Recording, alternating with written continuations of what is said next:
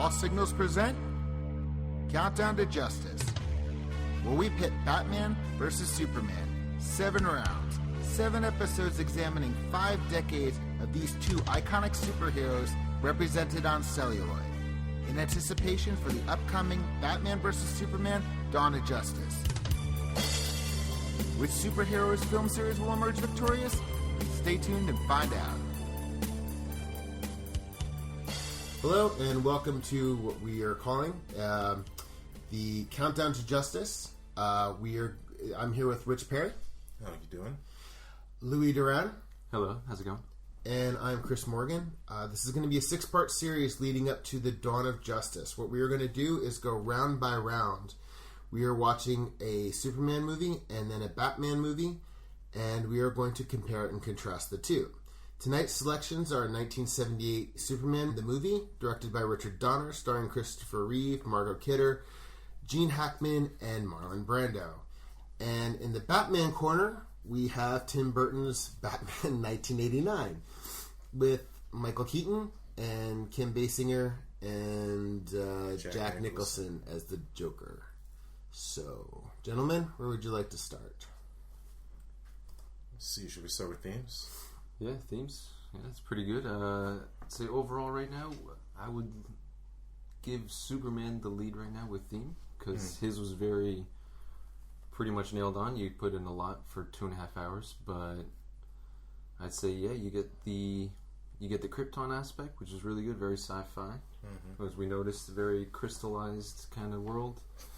Crystal spires and togas. But I think I don't know. I know we mentioned it before, but my favorite part was the Smallville aspect. Yes, with the great wide shot screens, very beautiful, picturesque surroundings. There was very good world building for Smallville. I like the contrast because you had his biological parents on Krypton, and Krypton is it's a kind of a colder place. It's crystal. It's very, everything's white, and everybody's suits gets colored by, if there's any fire or any other ambient light in the room. Then you got Smallville, which is like you said, very naturalistic, non-industrial at all. Yeah. And lots of nice lush colors and so forth. Yeah, you get very open space. You can easily see how this is an isolated country boy. In regards to his upbringing, at least, and that goes right into great with Metropolis, which is we figured out was New York City. Yeah, the World Trade Center, Statue of Liberty. They did not do anything to hide the fact that they were shooting in New York City. No, not at all. Which is fine. This is before CG, before you can take a mat and. I mean, you could do mats, but you still saw the matte lines. Yeah. So it's just easier to shoot in New York. But I think we were all noticing with the Smallville part, especially. The way everything was framed, like they do, like you said, the wide shots to establish things, and they'd always have the characters all over either on the left side or the right side. Yeah. So you could see like at the before Clark went away, you'd see Clark and Martha talking, and behind them to the right is the farmhouse, which is interesting cinematography wise, because you don't put them in the middle of the screen. They're not the center. They should not be the center of attention. If your eye line will veer off.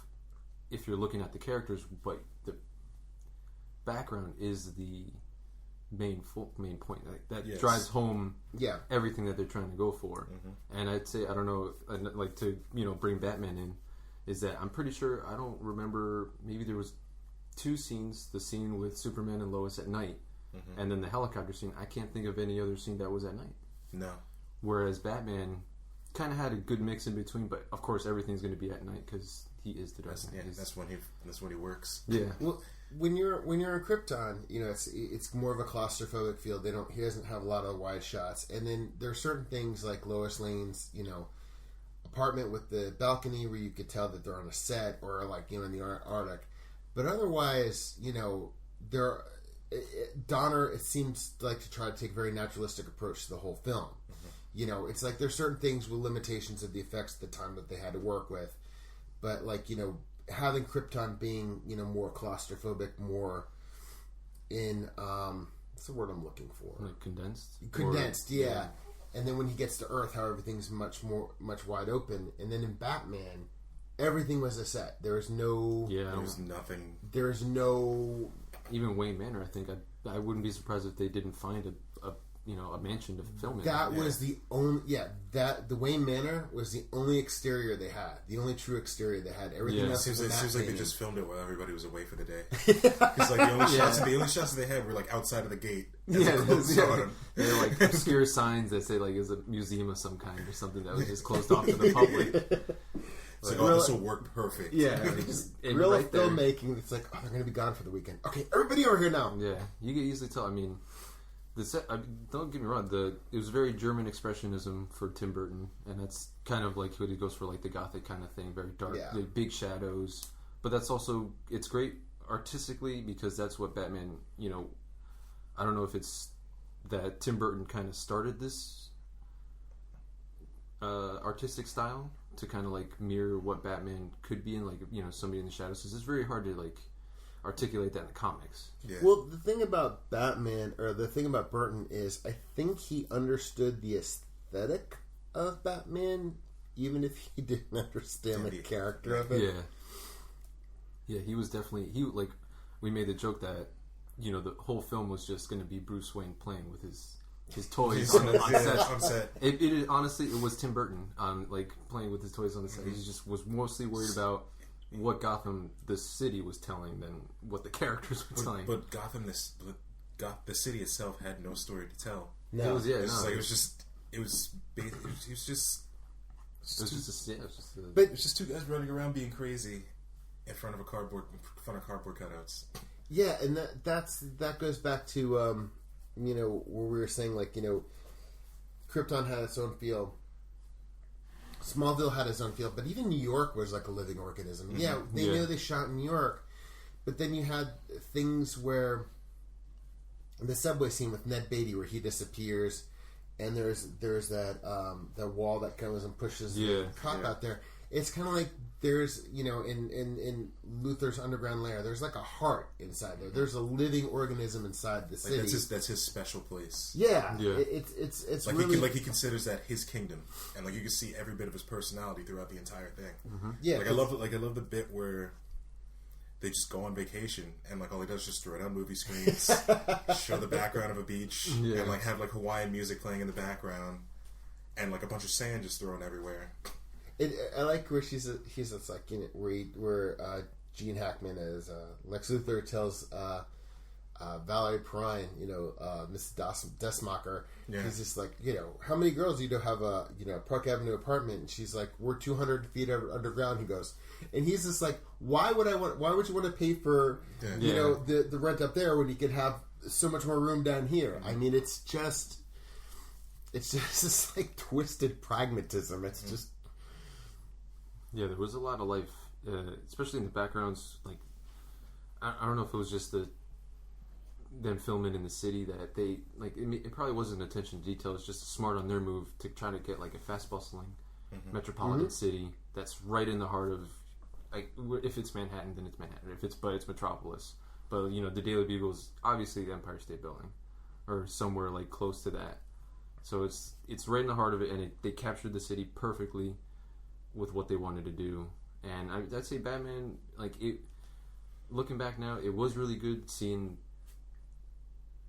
all the background of the characters, or not characters, just like with extras just like working on it. But when you see like the actions going on, like they're just, it's almost like you watching just anything really, like where production is not really focused on, where people are just walking back and forth and you don't notice until you actually start paying attention. Well, it was really weird. I noticed, and I think we all thought this, when the opening shot, when you first see Gotham, and they have, you can tell it's a set, but they have, like, the hustle and bustle. That's the only time in the film that I felt that Gotham was a natural, real place. Yeah. Every other time it felt like, even the extras were phoning in their performances. Yeah. But, like, I do like how he did a good job of just making Gotham its own place. Yeah, because like I've never seen anything like that before.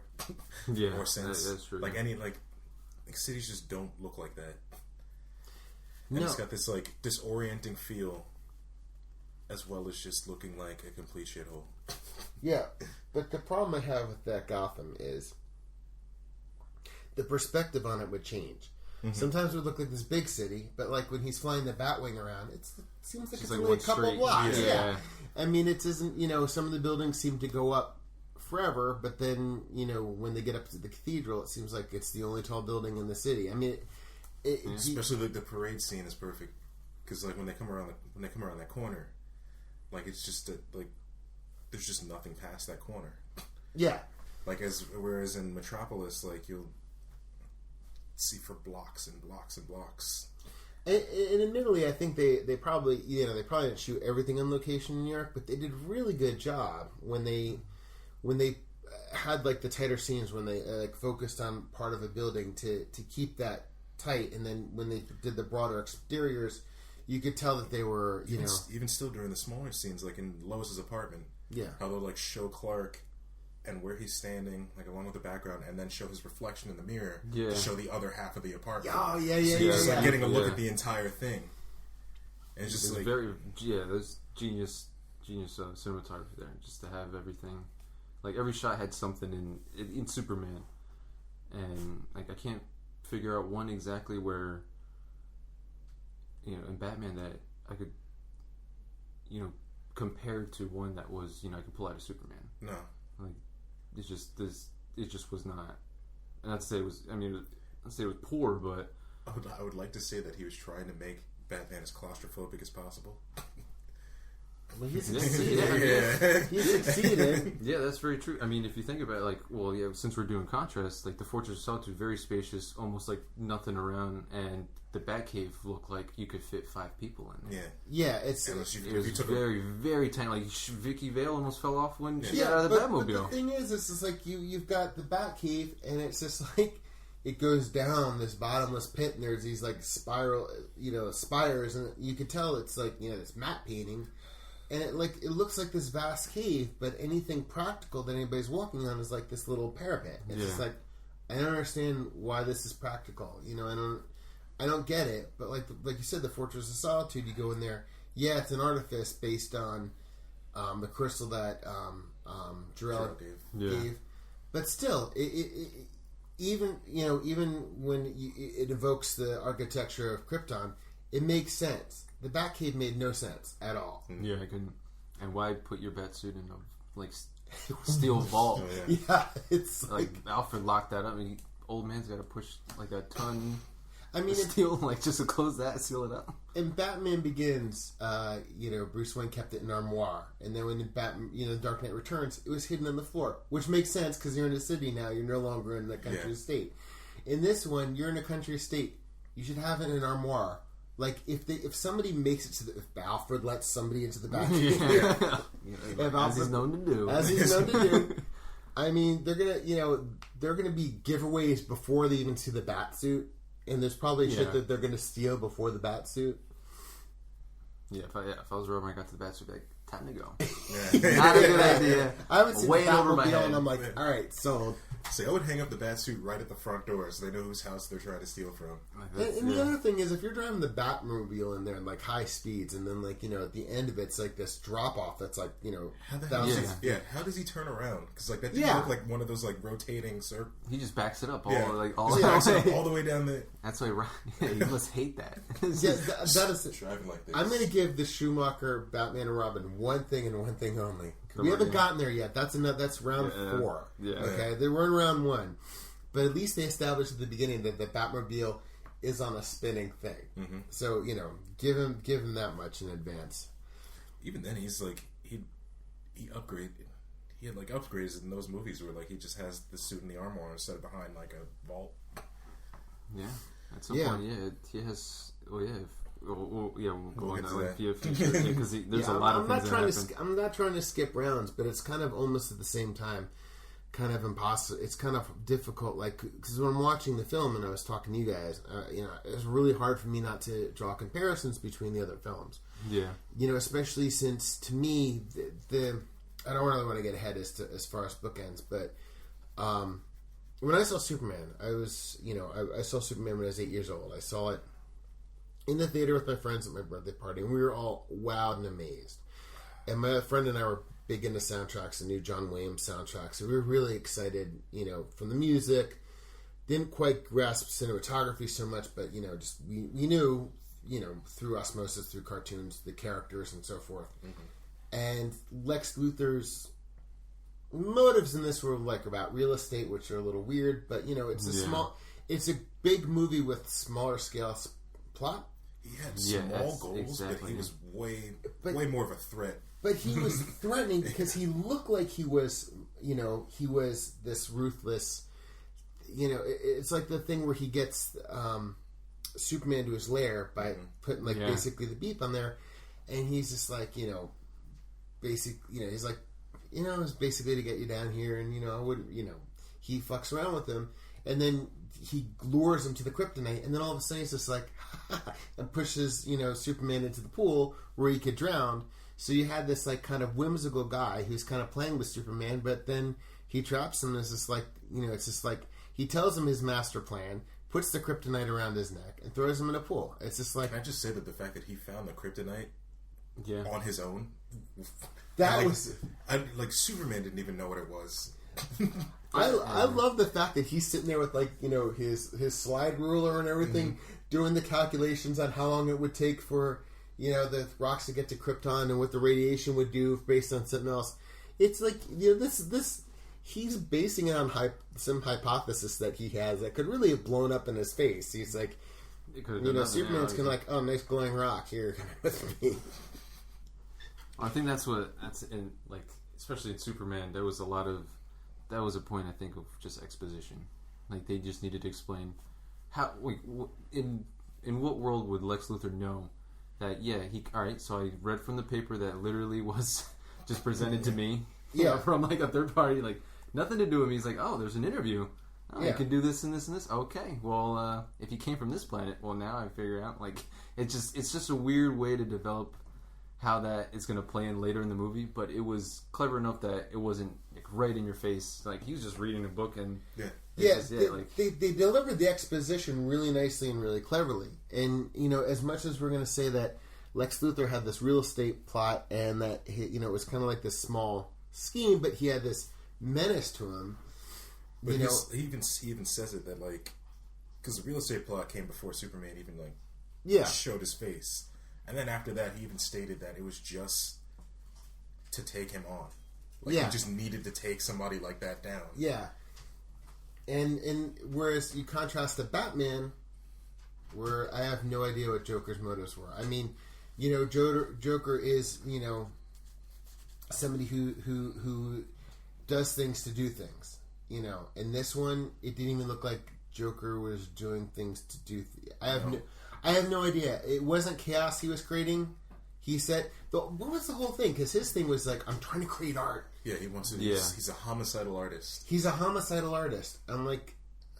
I mean, that was something they kind of brought back each time, because the art thing was one thing that, if you want to look at it, the armory that Bruce had, that they just poke fun of, like, with Vicky Vale and Knox, they just, completely tore it down, thinking it was just, some very obscure kind of, like, shut-in billionaire has his own kind of, like, things that he's into, and he surrounds himself by these, like crazy armors and everything like that. And you have the scene where Joker goes into an art gallery and makes his art, so to speak, which was just kind of, like I said, I think Tim Burton just told the extras just to go crazy, do whatever you wanted, because I couldn't really make out what was going on. It seemed like 80% of that movie was just throw it in. Yeah. I mean, because I can see that now. It's just like, okay, you have Vicky Vale and Robert Wool, can't remember his fucking character's name. Knox, yeah. They're like making fun of his art, and Bruce Wayne knows why it's there, and blah blah blah. And then you have Joker saying he wants to create art, and like the big thing is he goes in and desecrates, art, famous art, whatever, except for the one disturbing painting on the wall that he likes. And I'm like, I don't understand how. I understand that maybe he was trying to do the appreciation versus art versus the vandalism. This is a tenuous pile of horse shit, really. Yeah. I mean, I'm trying to make sense of it, and I can't. The more you try to make sense of it, the more confusing it becomes. I mean, I was sitting there in the movie going, "Oh my god, I can't believe anybody greenlit this thing," And I'm watching. Now I'm trying to take on what you guys said. Okay, it's starting to make sense. And I'm like, no, it still doesn't make sense. It does, but it's like going into some kind of maddening formulaic kind of thing. Like it's very bizarre. But I mean, if we were to try to make any sense of it, like the one word I would use to describe Batman is just theatricality. And there's definitely going to be a pun when we watch Dark Knight Rises about a whole theatricality thing. But a lot of it was theatricality. Which is weird because the one thing that surprised me about Superman was that it opened with a curtain. Yes. Oh my god! Yeah, it's with a TV and it really goes in, which was like really out of place. That was something I would rather see in Batman. Mm-hmm. You know what's really funny though? Because in a way, it started with the breaking of the fourth wall. Yes. Yeah. Where it's just like, this is the Superman history in real life. And they open the thing, and they have the curtains. And then the credits start and the John Williams music starts before the curtains even like disappear. And then once that comes in, they fade out. Yeah. I mean, right from the get-go, this movie comes out swinging. Yeah. You know, I mean, this movie right away grabs your attention. And I don't think we laughed a lot during this movie, but we laughed with the movie. Yeah. I think I can say, generally speaking, that 2.5 hours really didn't feel like 2.5 hours. It was an extremely well-paced movie. I mean, I'm speaking for myself. Please feel free to stop me. No, I totally agree. And it was just really a joy and wonder. And then when we're seeing Batman, I'm like, oh my god, there's so much fucking padding in this movie. A lot of 2 hours. And see, honestly, I mean, with Superman, I could shave off maybe 15 minutes. But don't ask me to do it because I wouldn't know what to take out. All right, I know what to take out. Half the poem. The poem. Lowest the poem. The poem. You can write those 4 minutes. You can delete out of the movie. Can you read my mind? Can you read my? Yeah. That was like that's a very like bizarre. Please don't rhyme. Like why did they throw that? Like I can't imagine. I'm so glad that Clark couldn't read her mind, but like the look on his face was just like pure awkwardness. You're just like, what the hell is she doing? I can read my mind, and now I regret not falling her death. And that's why he probably tried to drop her. And it off. Here, wait, let's try that move again. When I hold out my, I really need to shut you should have switched out. I guess I think that was at the end, but still, that's just, it was very strange. It's just a strange thing. Like, I don't know where that came from. It's some kind of. It was from the 70s. It was in the 70s. I can't explain it any more than that. Maybe they were just like trying to show her regressing to like a little teenage girl. Yeah, maybe, all right. Freaking out about her crush, like a hard thought. Because that from the. Because like she does mention that in the poem, how she feels like a little girl again, and starts freaking out about how he's making her feel this way, and then you just see her just head in the clouds. After that, literally like, head in the clouds, and like doesn't even acknowledge Clark at all. Yeah, we have more. That's Clark nice. Rich has more adequately explained a random moment in Superman than any of us have been able to explain anything in Batman. Yeah. Well, but I mean that says a lot about the two films. Though. I mean, because we're saying how because like Superman has a definitive origin story leading up to him becoming Superman. And like it shows him build up to that first day, and I'm just going to assume that first night with Lois falling out of the helicopter was like the first night that he decided to throw off the suit and become Superman, and then just spent the rest of the night saving the entire world. He's like, wow, I can do this. Yeah. And I love how they started with the helicopter, then went to the robberies, and the last thing he did was rescue a cat from the tree. Yeah. That was awesome. It's like what was that, after he saved Air Force One? It was after. He saves Lois, then he stops a burglar walking in the building, scaling the building. Then the people escape. There's burglars escaping on a boat. Mm-hmm. Then he saves Air Force One. Then he rescues a cat from a tree. Yeah. What a great little... Rescues a cat from the tree and then lets the little girl get beat by her mother. Yeah, it was totally overlooked the domestic violence thing in this.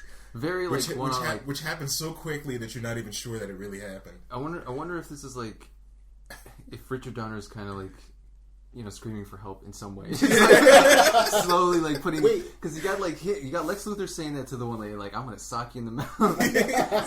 Like when the little girl's just like, Mom, there's a man that just flew out. What did I tell you about telling lies? Just like smacks shit out of her. Like totally off screen. They didn't even need to put that in. She goes to the door, she says her happy life. That's it. No, they literally had to voice over a mom telling a pseudo lie. Yeah. Well, the girl telling a pseudo lie. Donner's film before this was The Omen. So I mean, it's just like he wasn't able to kill Damien in that movie, so it's just like he just hates kids. Some child's got to get his guy has to get their comeuppance in this movie. Yeah, but like I was saying, like he's so weird. Like you see the lead up with Superman, and like how he like gets to that first night and then goes off and becomes Superman and starts saving the world from all these problems. And like you have Batman that just starts right in the thick of it. Yeah. But they make it seem as if he's been doing this for a while, but is still very new at it. Yeah, like nobody knows who he is.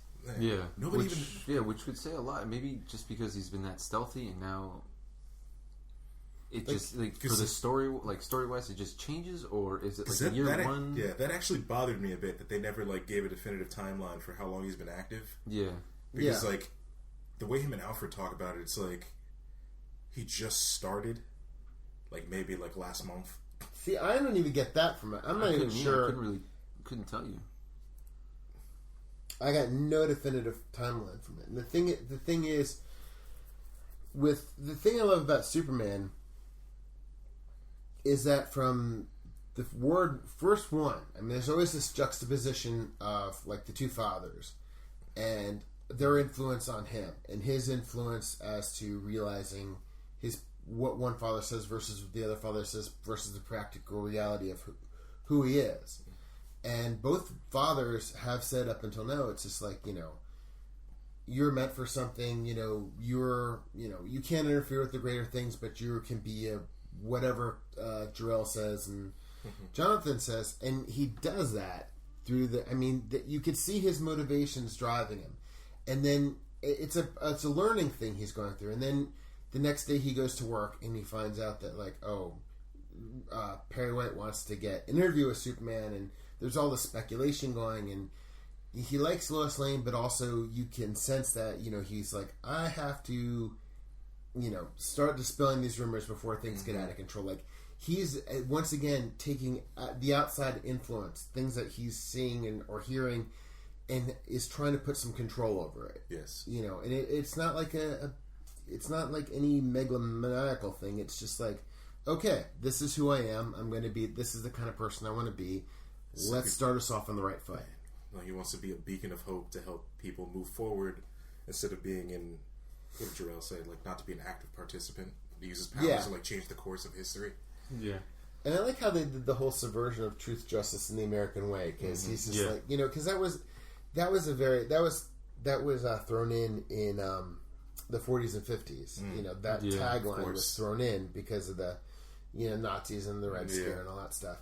And I like how he said, she's like, why are you here? And he's like, well, for truth, justice, and the American way. And she starts laughing. She goes, well, you're going to have to deal with a lot of elected officials. And it was such a great little turnaround, because you're expecting that line, and he was kind of like, well, why am I here? For truth, justice, and the American way? And she's like, okay.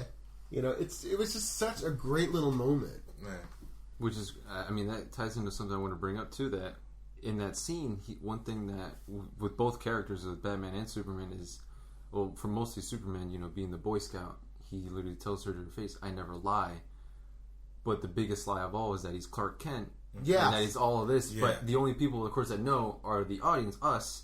And we're just sitting there thinking, you're kind of the biggest liar of the movie. Because I'm pretty sure nobody else, even Lex Luthor, is pretty much, if he's not telling you his plan, he's not lying to you. Like, he tells Superman what he's going to do. Right. And it's very, like, almost Watchmen, like Ozymandias. He's like, well, no, I'm telling you not because you can stop me. It's already in action. Like, what are you going to do now? Like, are you going to go to Hackensack first? Or are you going to go to the California? And that's great, because he tricked him that he was going to release the poison gas, which brought Superman to his lair, which was a lie. He says, I was just fucking with you. And then he gives him his whole plan. He says, it's underway. The only way you can stop it is this detonator. So he's like, all right, convinced there's a detonator, and that's what leads him to the lead line kryptonite. Which leads him. So it's not like it's not even like a Bond villain where it's just like, okay, here's the laser gun to try. Here's my plan. Here's an escapable thing you can get out of. I'm going to leave you here by yourself. He tells him his plan, and having his plan is part of the trap that he's setting for him. So it's just like he's telling him with that, knowing that his plan is already in action. There's nothing he can do. And the more he talks about the plan, the more urgency Superman's going to be like, I have to get this fucking detonator. I have to, he's feeding him all this stuff that's going to empower Superman to push him off that lead box, open the lead box, and ta-da, there's a kryptonite. I mean, it is just so beautifully executed. Just to watch him slowly fall into Lex's web. Oh and then willfully walk into his trap. And that's the great thing, because you said before, because we were talking about, like, yeah, it's a small motivate, the real estate thing. He was already playing the real estate before he heard about Superman. But that scene just showed you how smart and how twisted and all, what a great character with so much depth to him. Yeah. It's crazy because I hadn't seen this movie in some time, and I didn't realize how well Gene Hackman, they wrote for him and how well he performed it. Because thinking about it now, like, Gene Hackman, I think, talks to 3 people. I don't think he talks to anybody else. He surrounds himself by around fools, so they know what his greater plan is not going to be, so they can't stop. And even when they do, he finds a way. He literally had a second strategy. He had a plan B. And he got it done. He drove a fucking house. He drove... like, regardless of, like, how ridiculous the premise is, like, they literally made it show his plan was pretty much foolproof, and he manipulates everybody that he's on screen with, including Superman, until, like, the very end. But even then, like, we're going to see in future films that Lex Luthor still has a hand in how people treat him and everything through the prison and all that. Yeah. But, well, I mean, like I said, we'll get to that. But it's solid writing, and in regards to the Batman, we have to go back to Batman. All right, before we go back to Batman, it's like we keep skirting around. Well, because all right, we all hadn't seen Superman in a long time, and I saw it probably last time about 10 years ago, and 10 years ago I was like, oh my god, I forgot how good this movie is, and now I'm like, holy shit, I even forgot, like, from 10 years ago how great this movie is. But that's a really good point you brought up about that Lex Luthor. Basically, aside from, like, the random people that he, in his plan B, when he, moves a house or addresses, as an ambulance and talks briefly to the army people, he really only has interaction with 3 people, and one of them is Superman. It's just, I actually who he doesn't even consider his equal. Yeah, he considers himself better than him. That's the beauty of it, because which it comes back to when, which I think is probably the most beautiful moment in the film, is after Jonathan dies, where he says to Martha, "All my power is everything I could do, and I couldn't save him." Like, he's got limits to his power, and that's one of the problems I always had with Superman, is that he doesn't have physical vulnerabilities aside from kryptonite. And the great thing about this movie is they established his vulnerability as to its saving others and caring about others. And because Luthor is a sociopath, he was able to play on his vulnerabilities. So it really was showing that, Luthor is a threat because of his brain, even if he doesn't have the brawn. And, Superman's weakness is his compassion. Yeah. And it's not a weakness, but it's just, that's a vulnerability. Yes. That's what that's almost all villains will try to play on him if they can't match up physically. That's probably, like, the best way. And it was really smart of them to make that decision. And the other thing I love, I absolutely love, is they never showed the bald Lex Luthor at the end, but he kept changing his wigs. Yes, he did. There was wigs all over the place. They made it clear, that he had a lot of wigs going for every day of the week, maybe every day of the month. I love when he's in the library and he has that wig with the distinguished silver locks. Yeah. That's part of his personality. That's like, on any given day, like, he's feeling like this kind of day, like. But it's very funny that you don't see it until the very end. And he himself takes it off, as I say, like, I'm Lex Luthor. Yeah. This is the real me. The greatest criminal mind of our time. As we see, without due process, of course. Straight to prison. You go right to jail. Do not pass go. But that's the Superman world, though. Whereas, like, to go back to Batman, it's like it's justice right here and now. Joker gets it. All the guys in the warehouse get it. There's like, and Commissioner Gordon is like, crime's been down because everybody's dead. He's like, he just allows him to do it because it just makes his we joke are so no, cheap. yeah, we are no longer a joke Yeah. in our society, in our city. And the one thing that, all right, I'm going to say about the Batman movies, I think we all agree the best thing in the Batman movie is Alfred. Yes. And Michael Gough is just phenomenal. Absolutely. But the one thing that these movies miss that the Nolan movies have, and we'll discuss that when we get to those, is that Batman is a vigilante in this one. Mm-hmm. And even though, Alfred's the only one who really... I love Michael Keaton. He's great. I think if he had a better script, he would have been, phenomenal. He would have been phenomenal. I thought he was beautifully cast in this.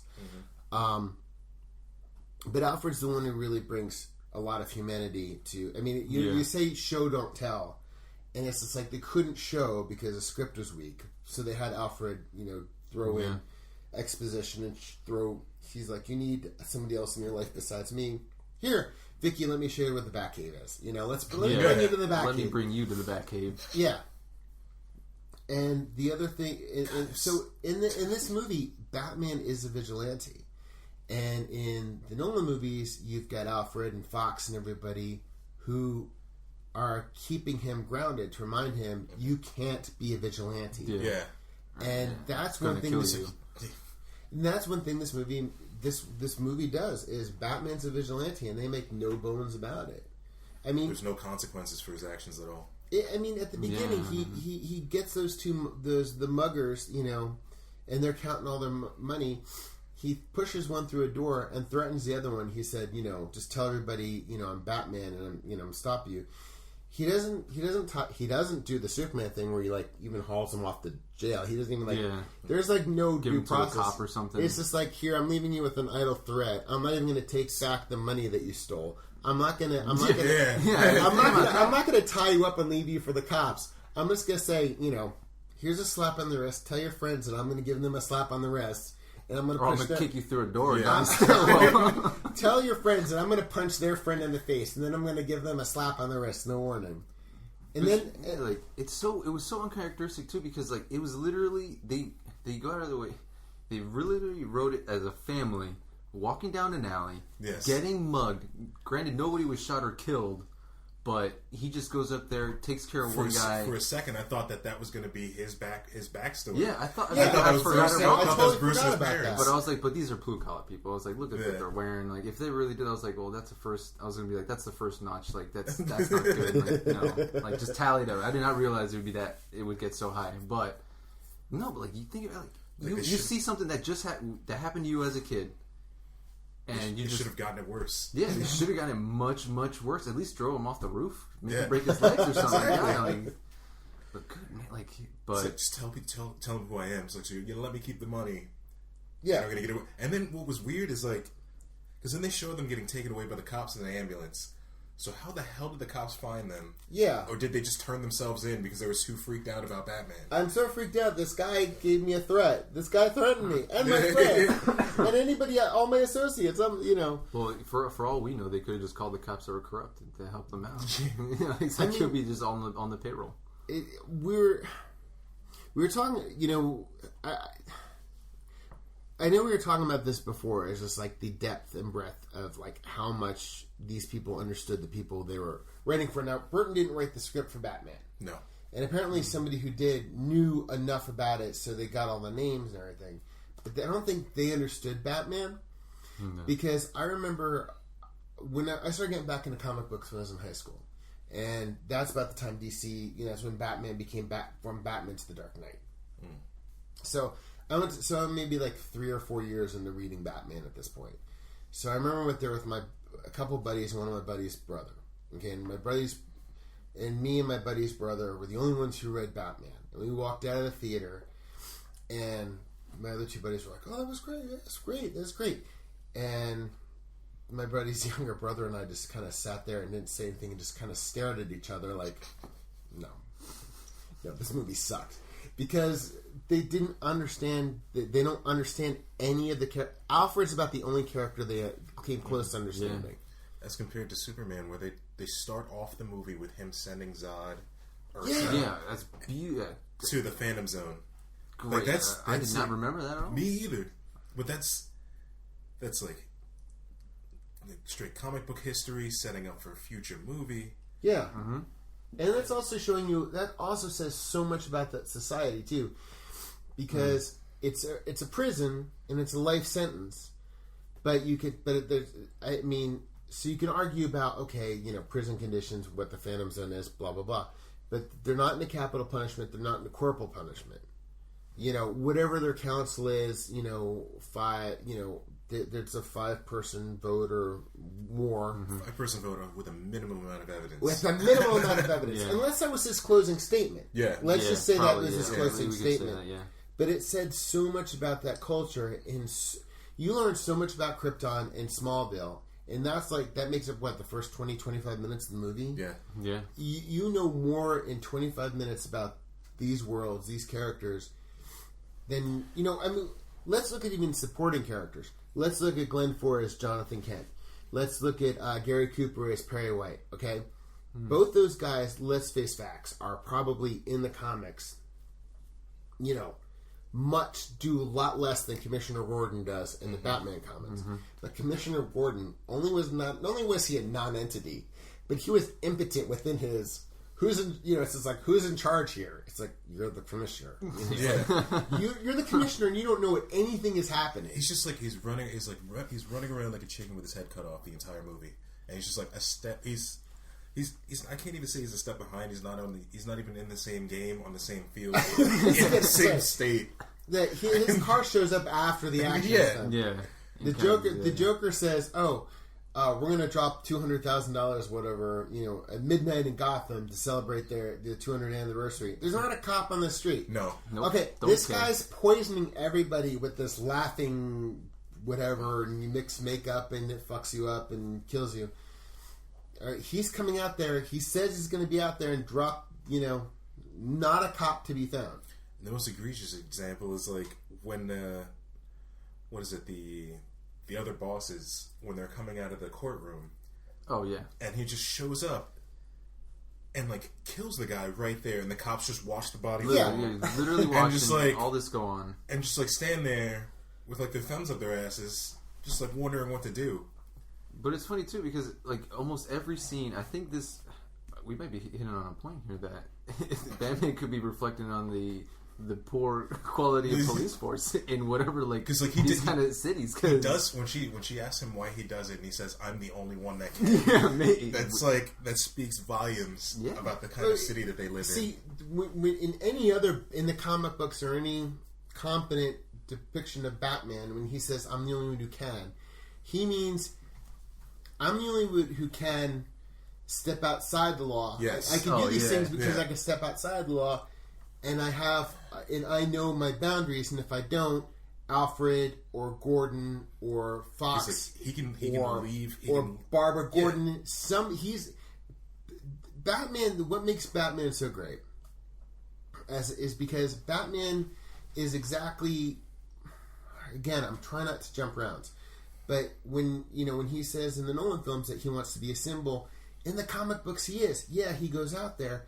But Batman couldn't be Batman. I mean, just put aside his wealth. He couldn't be Batman if it weren't for Alfred. He couldn't be Batman if it weren't for Fox. It couldn't be if it weren't for Gordon. If it weren't for later on the Oracle or better like Robin and Dick Grayson. Yeah. I mean, it's not just him. He's got all sorts of moral centers around him.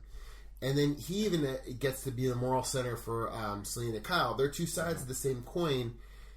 Selina doesn't have any anchors. Bruce has anchors. So he can be outside the law. But that's only because he's not alone outside the law. Yeah. Plus, he also has people within the law that are competent enough to take care of the stuff that he... Yeah, and there's corruption, but all the cops are inept. I mean, you can have somebody who's plays the role of a vigilante, but still, won't kill, doesn't drink. He breaks the law, but he does it for the right reasons, and he has rules and boundaries. And in this movie, Batman's a fucking vigilante. Yeah, Batman's a fucking psychopath. He's a psychopath. He's like, I guess the thing, like, what I love is how, because like you have the Joker who has like no clear motive whatsoever. In the beginning, he tries to say that he just wants to take over his original boss's empire and run things, and then after that he just like just up and decides like, no, I'm just gonna kill them all and like do whatever the fuck I want.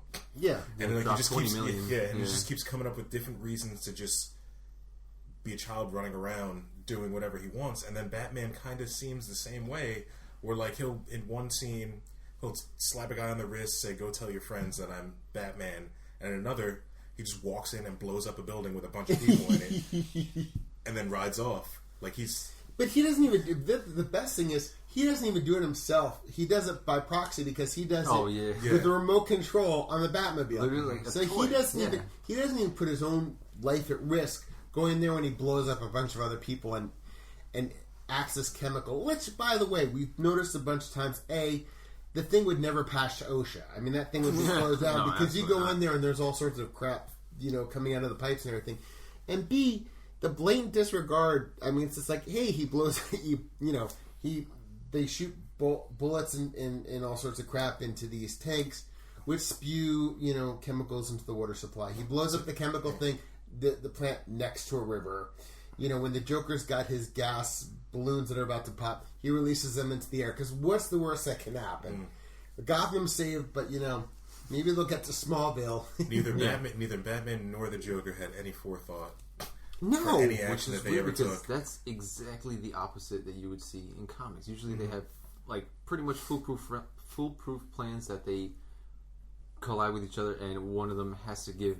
And that's usually what's the tastiest thing in the comics. It's usually they're playing speed chess with their plans. And the thing is, I mean, they're conflicting ideologies, and the Joker, as much as he is into chaos and disrupting everything, he's methodical about it. He doesn't go in there without a plan. Even a lot of times his plan is to subvert your expectations, and his plan is really like he's really like with Luthor, he's really 2 or 3 steps ahead of you. He's just doling out whatever he needs to do to lure you into his trap. And he's giving you enough rope to hang yourself. Exactly. Yeah, perfect way to put it. And let me just, I'm just going to flat out and say, and I don't really fucking care. Nicholson's a shitty Joker. I thought he was horrible. I can't even put, the gloves are coming off in this round. Nicholson sucks as the Joker. He has his moments, but, and I don't think he'd be right for the role if anybody understood these characters, the director or the writer. But, I mean, he himself just didn't convince me as a Joker. At all, whatsoever. Yeah, I think it says a lot that the title cards was Jack Nicholson. I think was the first name that popped up. I bet a lot of the budget went over to paying him, and it was probably just a way of selling the movie. At this point, I don't think anybody knew who Michael Keaton was. Kim Basinger was, I think, she was in magazines before or something like that, right? I don't know. Yeah, she was in magazines before. But yeah, I mean, she wasn't high profile. But they probably used it just because it's kind of like having a Bond girl. There was a Batgirl, so to speak, at that time. That this kind of started, of course, but we're going to see like a theme that it's going to continue. And Kim Basinger, honestly, perfect for that. Just because it was just a very weird. She played a very weird role. She played a very weird role, and I never really, Vicky Vale has always been kind of a non-entity to me, anyway. Yeah. So I mean, I thought it was neat that his love interest was actually Vicky Vale, whatever. At least she was somebody from the comics. Yeah. Not jumping around to Nicole Kidman, but back to the Joker. I do have to say one thing that puzzled me in this one was how much time he spent. Like, they made it clear that the white face was his natural face, and after the accident, he had it covered up with makeup to make himself look like not as close to normal as possible. Yeah. But he spent half the time with the cover up. I mean, was it Nicholson that said, "I want people to know it's me, so let's find a way to make me the Joker without having me put on the makeup. But it looks like I have the makeup on, so let's establish that I have the makeup on." It made no fucking sense at all whatsoever. It made sense for the very first scene that he did it, when he was meeting with the mob bosses. But then after that, once he established that he was just going to become the Joker and just do whatever the fuck he wanted, there was no reason for him to wear the makeup. Especially when he goes on TV and says Joker here, and it's like, well, you don't look like the Joker. You don't look like the guy in white paint that put a a feather through that guy's throat that killed him. Yeah, it was. Yeah, I really couldn't. He bounced around so much with one thing with the motives. It's like he wanted to do art, but then he wants to get with Vicky. Now he wants to like paint. At one point, he wanted to paint Batman as the bad guy. Like, does it matter? Then he doesn't want to be with Vicky. He just wants her to take the pictures while he just goes on his killing rampage.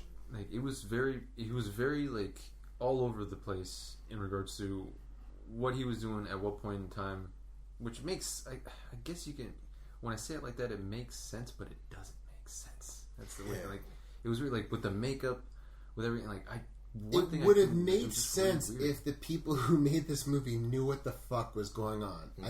It was very clear that people that, as you said before, that they just put things in here because they wanted to see things happen.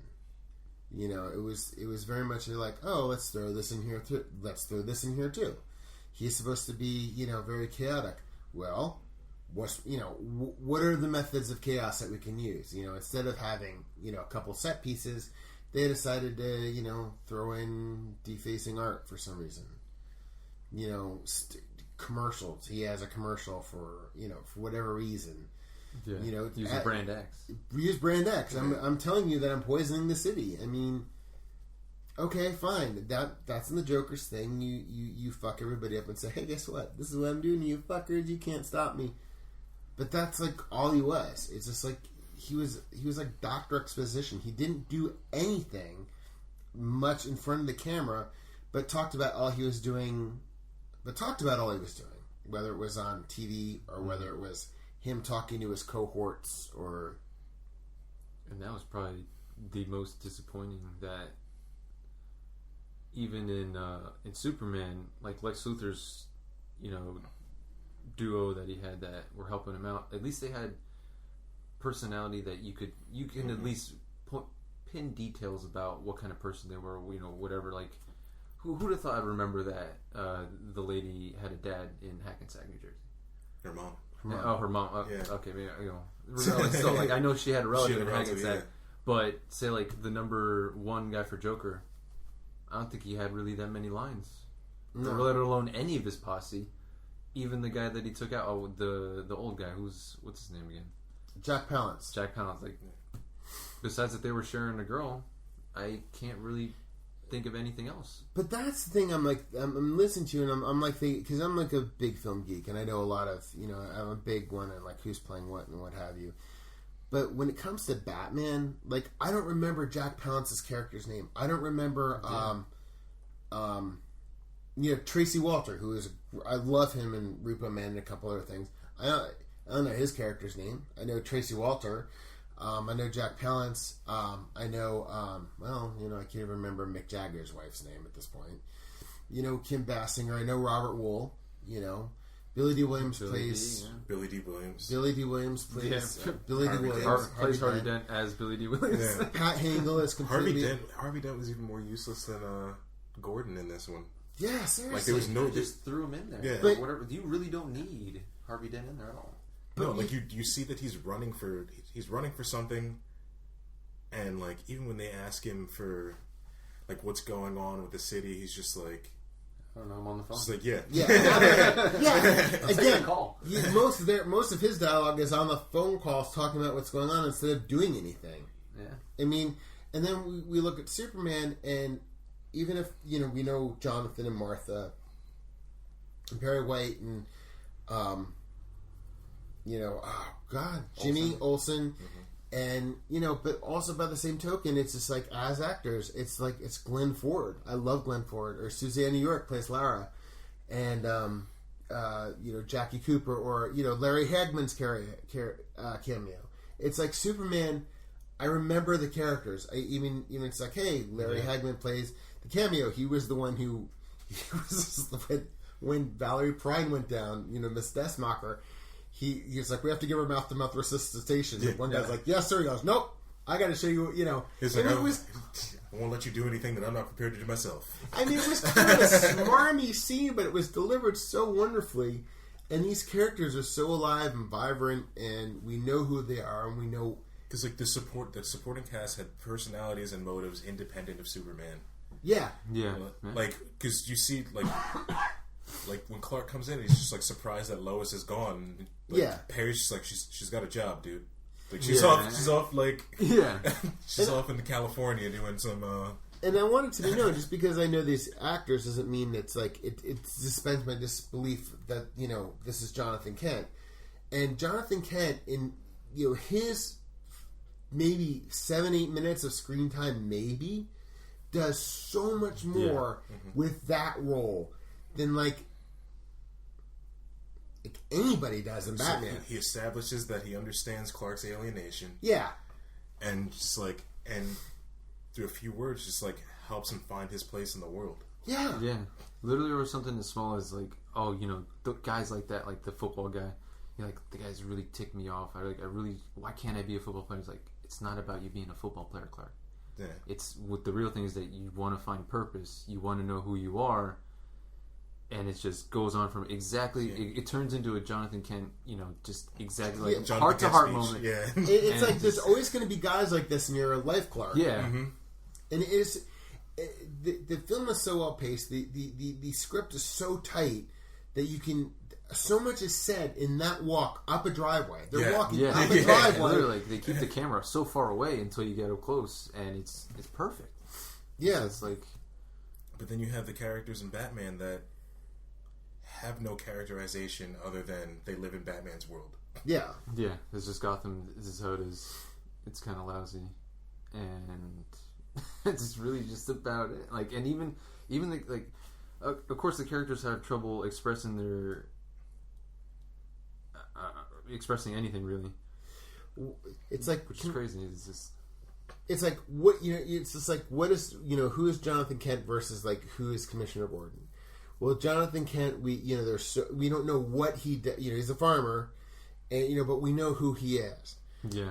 Who is Commissioner Gordon? This? Well, he plays craps and shows up late to every single fucking crime. Yeah. That's all we know about his character. And all we know. He hears about the crime on the news as it's happening. Yeah, and hops in his car and gets there. Yeah. There's no forethought at all. No. And like Perry White, I mean, it's just like he's this eccentric guy he's just delightful to watch. He really isn't more than a wall ornament in the grand scheme of things. He really doesn't really do anything to really move the plot beyond like getting Clark his job and getting him matched up with Lois, and then being the impetus for saying, I want an interview with this guy, which forces his hand.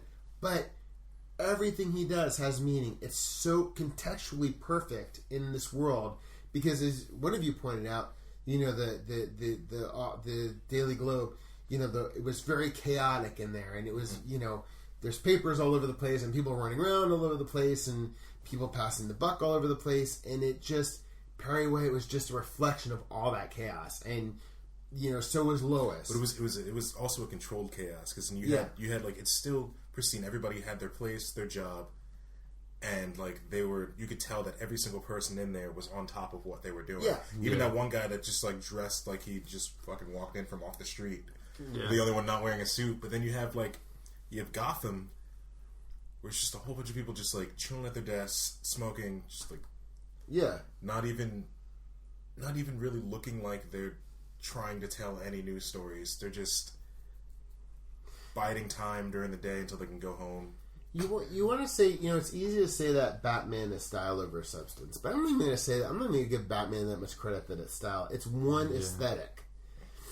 And I think there's so much more style. I think Superman's such a more interesting movie visually. And, we already talked about, like, the character and dialogue. But, like, in terms of style, I think there's a lot more style and a lot more, as well as substance in Superman. And I don't really think Batman does anything more than create an aesthetic and just stay in that aesthetic. Yeah, I can't. I noticed the wood. I noticed the wood staircase and the panels and Wayne Manor. I'm like, oh, I really like how Wayne Manor is like this beautiful wood and everything. And that's what I noticed. Everything else was an artifice, but Wayne Manor outside and inside at least looked like it was a real place.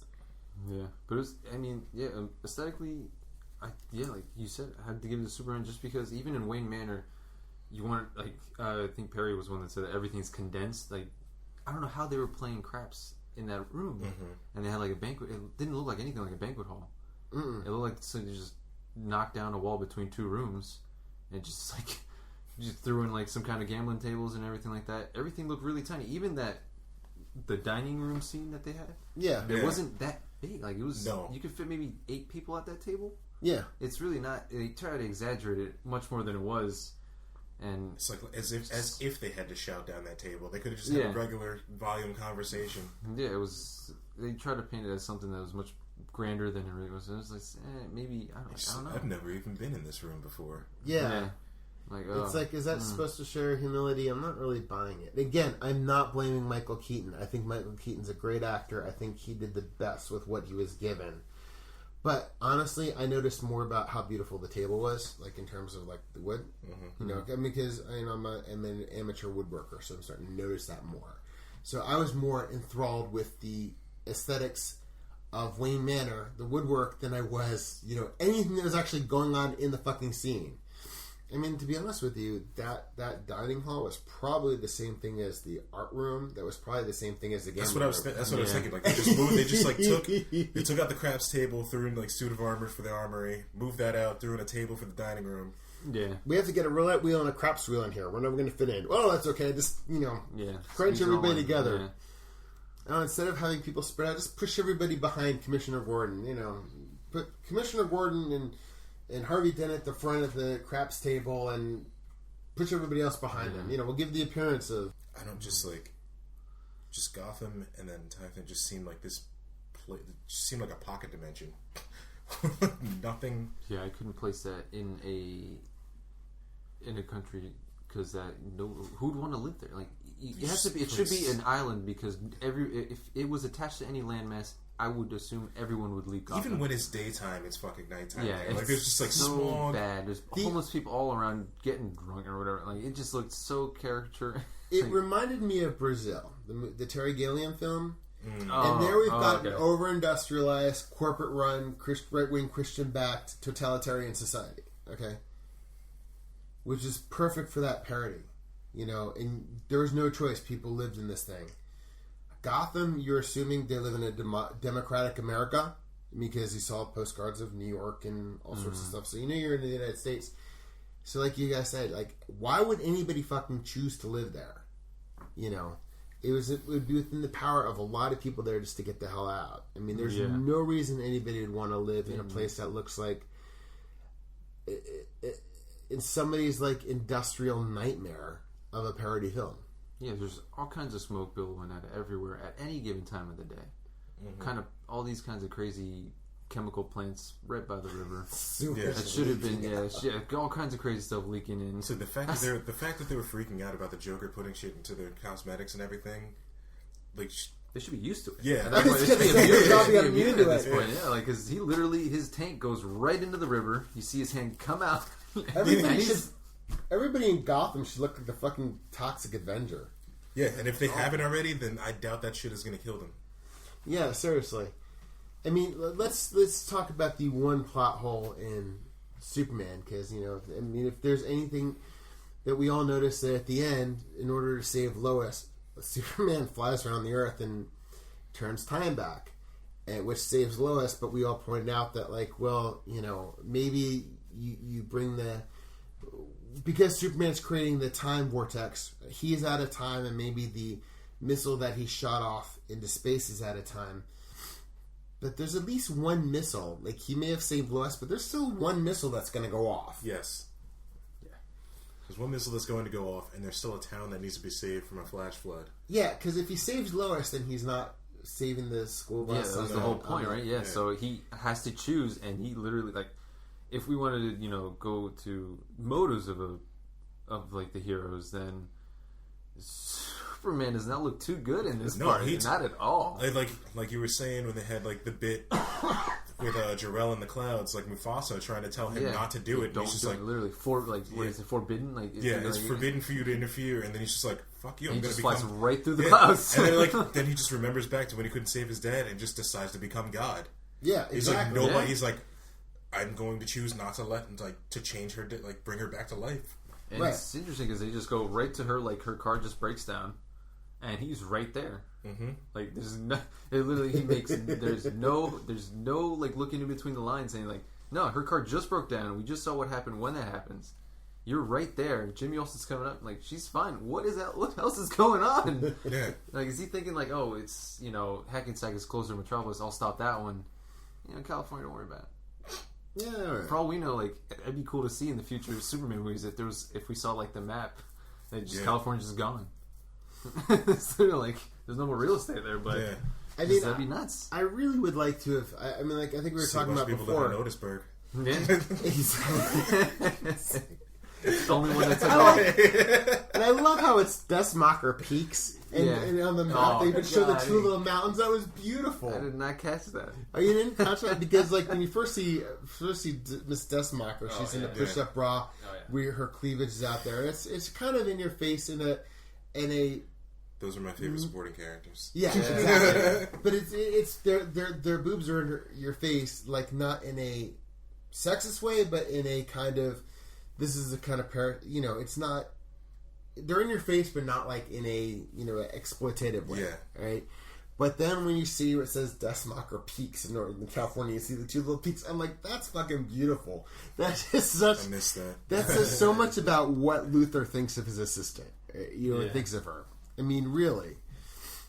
And that was his hubris. That was his doom. That was his downfall. I mean, so I'd like to see that one scene where it's just like, okay, we explain how, I moved it back in time enough. Like, I moved the, that would be like a lot more exposition and probably a lot more thought than they put into it. The whole point is the only thing I could think of is like if he was moving fast enough to go back and then move Earth back forwards through time, then he was fast enough to stop all that shit from happening before he showed up and helped Lois. Yeah. Like, why didn't you do that in the first place? Yeah. But I guess. For the script wise to show that he needs to take that step, or he was going to take that step, like, or the option was there for him. He just needed the catalyst. He just needed that, and we saw in the reaction when he lost Lois. That's like the number one thing that you do not do is mess with Lois. But the one thing is that because the reason the missile comes into play is because you see that as he turns the thing, the dam gets her, goes back, and everything's kind of undone that was done. Yeah. So I mean, which is weird because doesn't he save Jimmy from falling off the dam? Yeah, as it crumbles, and like somehow Jimmy was able to make it all the way over to Lois. Now we always see, like, when it comes to time travel movies and so forth, there's always going to be plot inconsistencies. Mm-hmm. I mean, I think the first Terminator and maybe one or two other films are pretty, Bill and Ted, I'd say, is pretty good. What? Bill and Ted is pretty good this time. Mm-hmm. Bill and Ted actually is probably the best example of, like, time travel movies where they actually got it right. Yeah. There's a movie by Nicholas Meyer called Time After Time, which stars Malcolm McDowell and David Warner and Mary Steenburgen, where it's H.G. Wells goes in a time machine and chases Jack the Ripper to modern day San Francisco. I think that's another example where time travel is done good. Where you're not going to see many plot holes. So so if we chalk Superman up to the let's just say this is a time travel thing where you're going to have a little bit of that. All right, we're going to have to give it a bye because it really doesn't make sense. It is a plot hole. Yeah. I don't think it diminishes the movie. No. I wouldn't say it diminishes. It kind of takes you out of it for a second if you really start to think about it. Which is why they left it at the end. When as soon as it takes you out is when the credits roll. Yeah, that's true. Like, wait, what?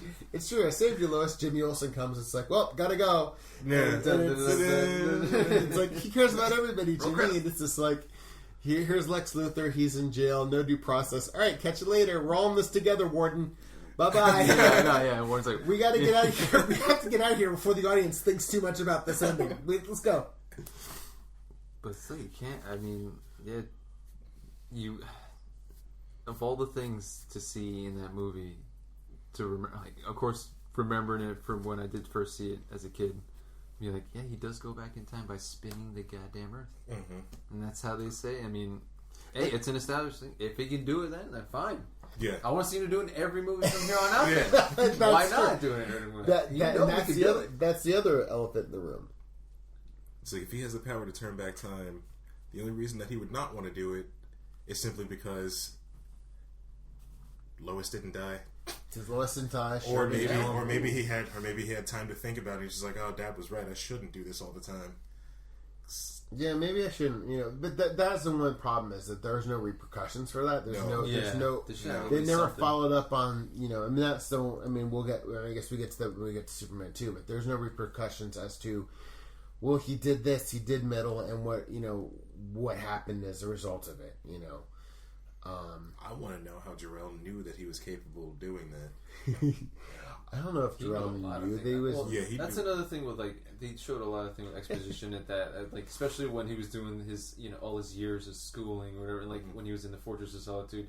The one thing I think they said was different levels of invulnerability or immortality. Immortality, and that's a whole new, So if he dies, does he not die? What does that mean? I guess they were trying to. What is going on? I guess wait, did Superman die back then? Because they didn't have Doomsday kill. No, that was early 90s. Okay, so I'm sitting here going, we couldn't even be setting up Doomsday at that point. I don't know, but they kind of just threw out a lot of things. All right, this year we're going to talk about different levels of immortality. Unless it was one of those things where they gave, unless it was one of those things they gave Marlon Brando the script and he was kind of off book. Yeah, who knows? Yeah, he was, because he went from this to Apocalypse Now. He may have been, and he's a method actor, so he may have been slipping into Kurtz. So it may have been that Jor-El going to Kurtz at that point in time.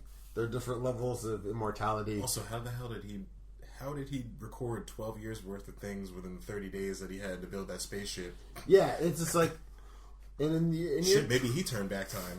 For all we know, yeah, that's exactly what happened. And in your 8th year, 12 years though. I didn't realize that at first. 12 years, Superman's in the Fortress of Solitude. Mm-hmm. Yeah, as we said before, it's just yes. And on your way out of the Fortress of Solitude, please feel free to pick up your journalism degree.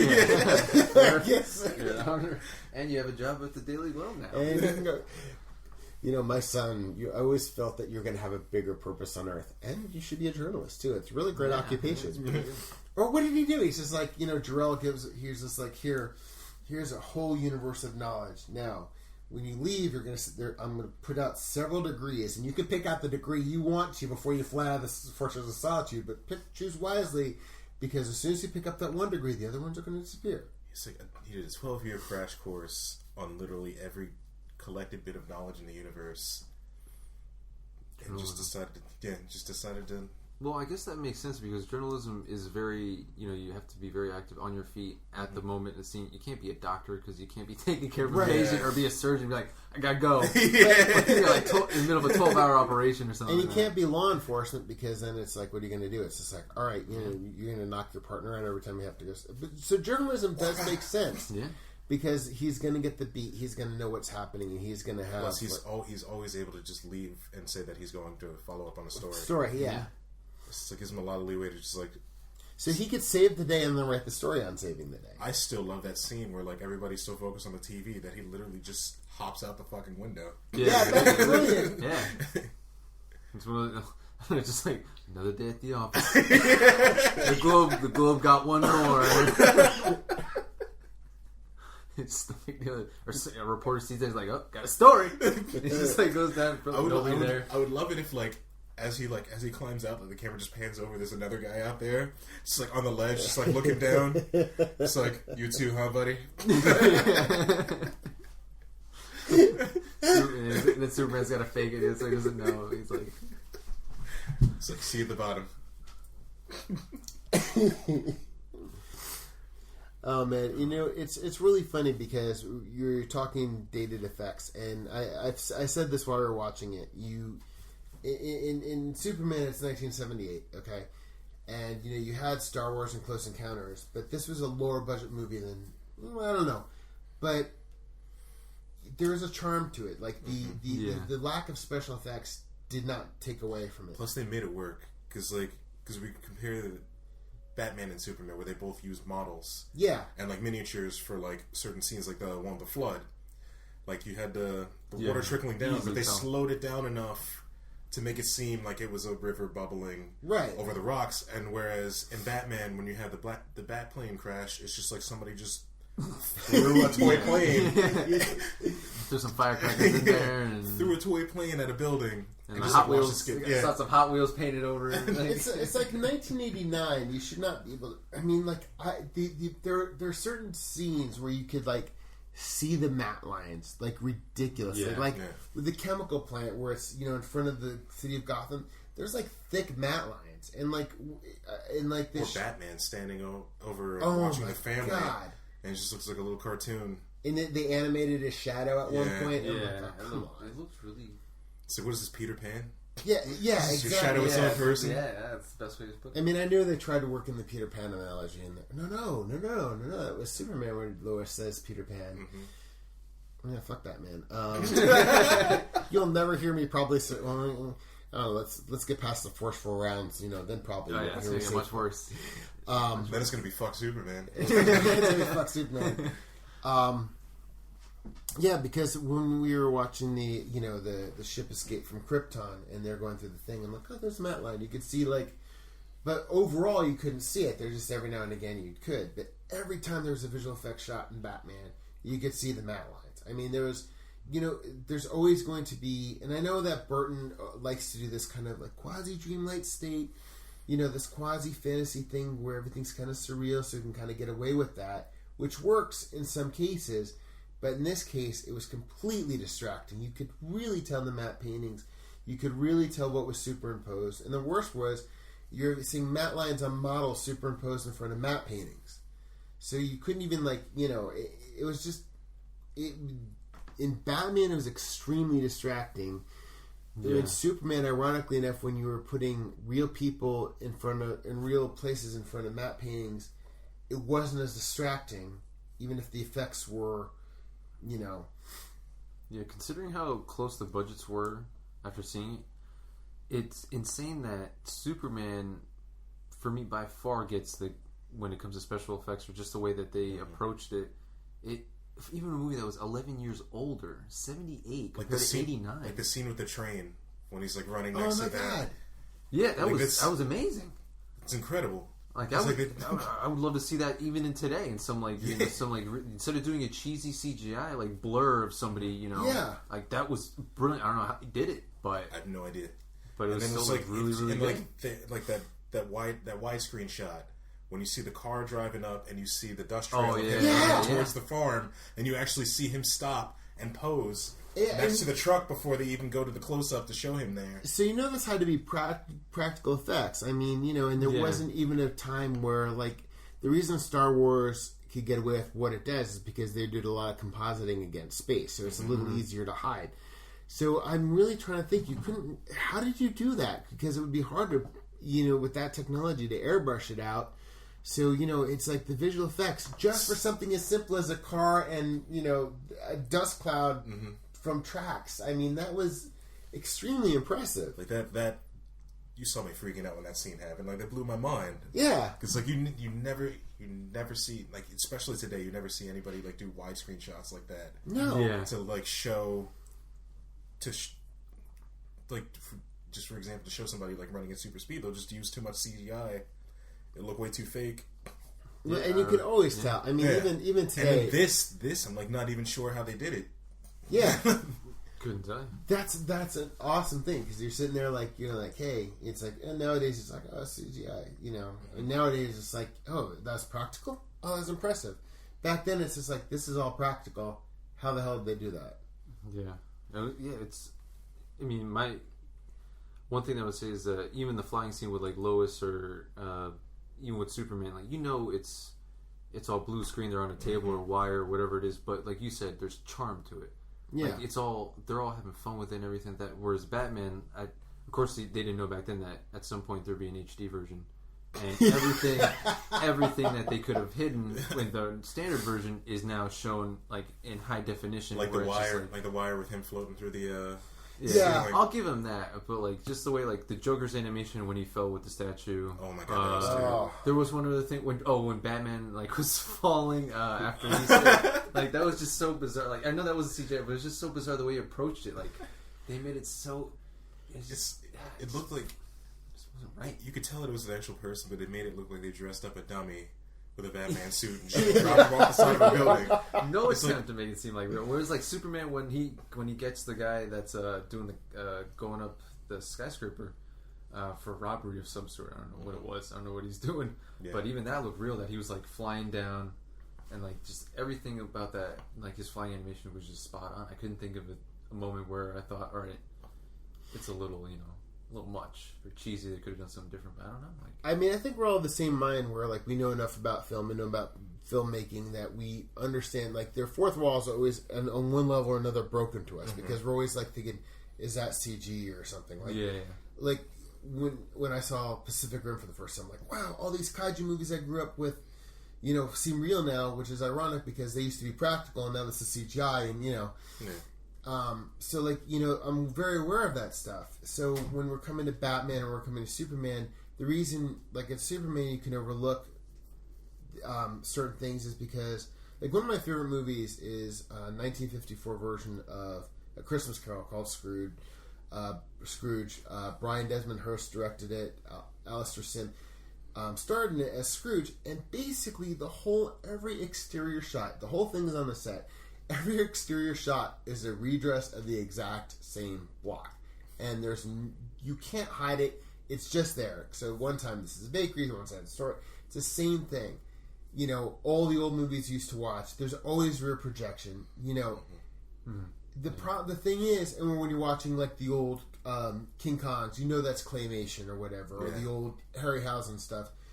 That's claymation, but the thing is, you're so invested in this story that like part of your brain knows like the behind the scenes that's stop motion, that's claymation, that's rear projection, that's the same block redressed 500 times. But you're so invested in what's going on and the characters that even though in your back of your mind that fourth wall is broken, and and you're thinking about how good the script is or the acting is or whatever, you're thinking about all these things, you're still involved in the character. And I think the reason we're picking on Batman so much is because we were watching Superman and we're noticing the rear projections or the blue screen work or the model work or the things where the effects weren't really up to par. But the reason there's a charm of it is because, as you said, everybody's looks like they're having fun. The movie's like visual. It's the dialogue, when the things that ground you in the movie, that walk with Jonathan Kent with Clark, ground you to it. It's just such a lovely movie. And Batman, it's just like you notice this crap because nothing has drawn you into the movie. No, I was waiting for it to grab me the entire time and nothing happened. Something. I'm sitting there thinking, this movie isn't as boring as I remember. Oh my god, I want this. And this, it's just the movie is just. The movie sucks. The movie's terrible.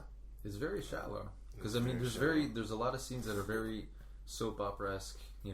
Oh my god. So many like characters. We can just try to love each other. Oh my god. Honestly, just I literally so many things that just with Michael Keaton as Bruce Wayne, just trying to tell Vicky Vale like that he's Batman, and I understand that's a struggle for the character, but it was not executed right. It was an artifice. You know that they were delaying it because they were going to get interrupted. Yeah. But to go to that scene, that's a perfect example to mirror each one, because that scene where Michael Keaton is trying to tell Vicky Vale is probably, if not the most poignant scene or the most important one in regards to the Batman identity, Bruce Wayne identity. Superman knocks it out of the park. Oh, yeah. When Clark was, thinking about, just through the mirror, I think it's that we see his, reaction, and then he turns around, he takes his glasses off, and he changes his posture, and you see, there is the facade of Clark Kent, but Superman's, right there on the surface. Not even before he takes off the posture, glasses. his voice gets deeper, and more assertive. And that's the totally great thing is, because it's like, everybody's like, oh, Clark with the glasses, how do you not see it? But with Christopher Reeve, the fact that his whole body changes, his demeanor. Especially the way he changes his face when he puts the glasses on too. Yeah, where, his eyes get wider, and you just see him just. He puts his head down so he doesn't really ever make eye contact with somehow everybody. His face gets paler. Yeah. It's just because when he's Superman, he makes eye contact with everybody. When he's Clark, he makes eye contact with virtually nobody directly. And he pays it perfectly. I couldn't. That is by far, and I haven't seen the Superman 1 in a long time, and I know that the movies are gonna slowly chip that away from my from what I believe, but like this one was everything. Like I could easily see the difference between both Clark Kent and Superman, but damn it, did both of them have charm? They both were living and breathing. Like I could easily see them two different people on the same screen. Yeah, and I would totally believe it. There's no way I could have told. Like, whereas the difference between Bruce Wayne and Batman was just it's a man in a suit. Yeah, that's it. He didn't even disguise his voice. Nothing. I mean, there's no posture change or anything. But it's just funny because he had the glasses on. Yeah. He kind of changed his voice, like he became deeper, or he kind of pulled a Superman where he like became deeper, a little bit more raspy, more assertive. But like he just, at least with Bruce Wayne, he was scatterbrained and confused. Yeah, he seemed like he wasn't sure where he was at until he was always tired. I mean, that makes sense too. But I'm like, well, we've seen the movie. Like I said, when we were watching the movie, it should have been called Joker because there was so much of Joker. And almost so little of Batman. Bruce Wayne, I'm pretty sure if we could clock that, he had more like camera time, and Batman was just kind of like which is an afterthought kind of thing. Which is funny because Bruce Wayne's story, there's so much to tell, and they tell none of it. And Joker, except for Alan Moore's The Killing Joke, there's no backstory. Bob Kane even said he specifically wrote the Joker without a backstory. He didn't want the Joker to have a back. He just wanted the Joker to be this force of nature. And they really try to shoehorn in that origin in the holy shit. It's funny because they go out of their way to show the the origin of the Joker, and we do get the flashback of Batman, but the fact that nobody knows who Bruce Wayne is by far the craziest thing. Especially since the Thomas Wayne's murder made the Wayne murders, like they had to go through like the archives to find out, this is the billionaire playboy from the famed doctor. As opposed to any other medium in the Batman universe, like you have like the Wayne's death is like the turning point for Gotham, and then Bruce Wayne just being famous because of it. Yeah, like everybody knows who he is. Like everybody knows Bruce Wayne. It's like that's why they can't believe that he's Batman. And then like you have in this movie, they're at his house, at his party, and nobody knows who the fuck he is. And it's reporters. Yeah. People that should know the news don't even know who died. And the people who should be in his social circle. Mm-hmm.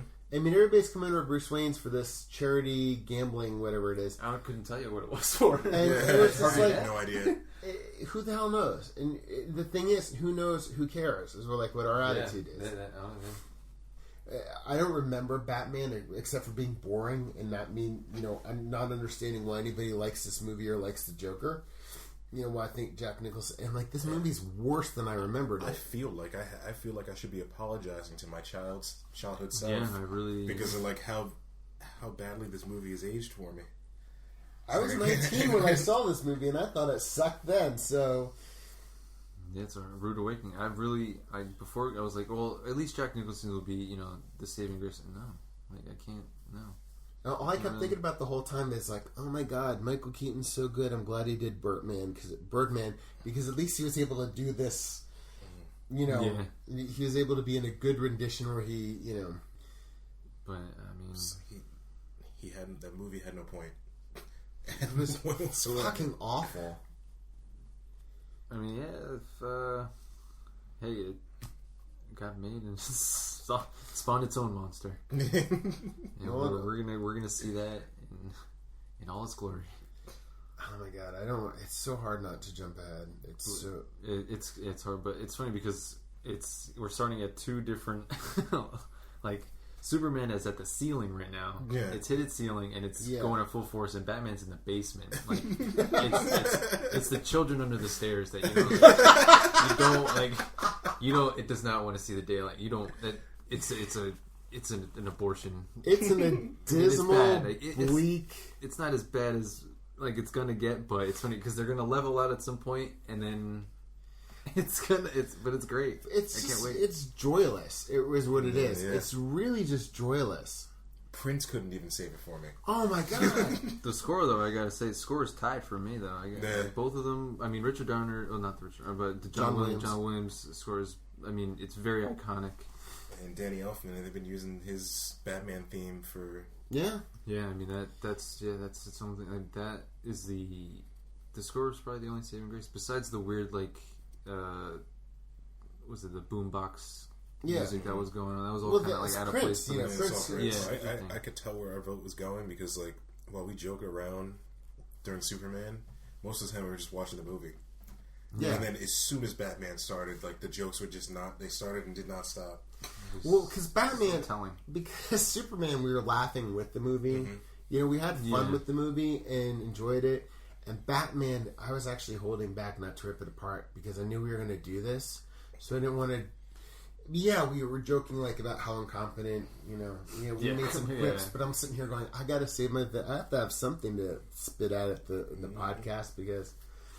But I think the good thing. All right, to talk about the good things Batman did, Alfred was on point. Yeah, even a little like it was a little crazy. We saw a lot of Alfred that we didn't. I didn't see in the previous movie. Just bringing Vicky Vale down to that. And then that fuck you look that he gave on his way out. Fuck you, like I told you. Like if you're not gonna do it, I'm gonna do it. He's worth watching. His scenes are worth watching the film for. Mm-hmm. The best scene in the entire film is when he and Vicky and Bruce are having dinner in the kitchen. Yes. And he's that was like the best scene in the entire film.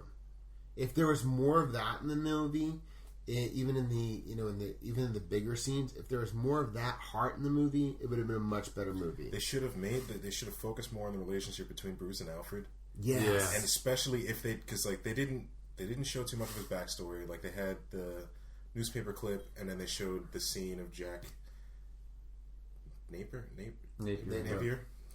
Like they have him come out of the shadows, shoot his parents, and then leave, and like that's the gist you get. But I think they should have just focused on like him and Alfred going over like what led to him becoming Batman, right? And just like maybe make reference to the time because he talks about like how he doesn't want to spend the rest of his life mourning over lost friends and their son, and just like maybe they could just show how he used to be like the happy-go-lucky kid and just became more and more depressed. And that's the thing is that line would have had more gravitas is if you had more than one scene in a kitchen to kind of back that up. You got the sense that Alfred was his confidant, the way they interacted with other people, but then like you said, they really should have made that relationship the focal point of the movie.